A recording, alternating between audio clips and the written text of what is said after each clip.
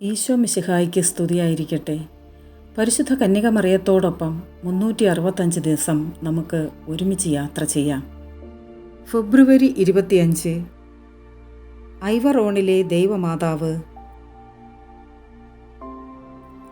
829-842 കാലഘട്ടത്തിൽ തിയോഫിലസ് ചക്രവർത്തിയുടെ ഭരണകാലത്ത് പട്ടാളക്കാർ ബൈസന്റിയൻ ചക്രവർത്തിയെ കൊള്ളയടിക്കുകയും വിഗ്രഹാരാധന നടത്തുന്നുവെന്ന് ആരോപിച്ച് ഒളിപ്പിച്ചിരുന്ന രൂപങ്ങൾ കണ്ടെടുത്ത് നശിപ്പിക്കുകയും ചെയ്തു.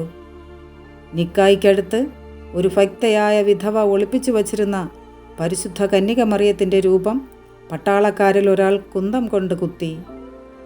ദൈവമാതാവിൻ്റെ മുഖത്തുണ്ടായ മുറിവിൽ നിന്നും രക്തം ഒഴുകുവാൻ തുടങ്ങി. രാത്രി മുഴുവൻ നീണ്ട തീവ്രമായ ജാഗരണ പ്രാർത്ഥനയ്ക്കു ശേഷം വിധവ ദൈവദർശന പ്രകാരം ഈ രൂപം കടലിലേക്ക് എറിഞ്ഞു.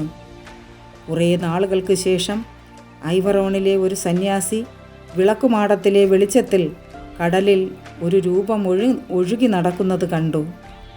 മാതാവിൻ്റെ പ്രത്യക്ഷീകരണത്തിലൂടെ സന്യാസിമാർക്ക് ഒരു പ്രചോദനമുണ്ടാകുകയും ഗബ്രിയേൽ എന്നു പേരായ ജോർജിയൻ സന്യാസിയെ കടലിലേക്ക് അയക്കുകയും അദ്ദേഹം വെള്ളത്തിനു മുകളിലൂടെ നടന്ന് ആ രൂപം പിടിച്ചെടുക്കുകയും ചെയ്തു.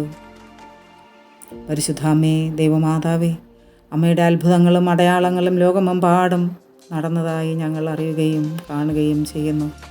അമ്മേ മാതാവേ, ഞങ്ങളുടെ നാട്ടിലും ഇടവകയിലും ഞങ്ങളുടെ പരിസരങ്ങളിലുമെല്ലാം അമ്മയുടെ സാന്നിധ്യവും അടയാളവും ഞങ്ങൾക്കും കാണിച്ചു തന്ന് ഞങ്ങളെയും ശക്തിപ്പെടുത്തണമേ. Ave Maria.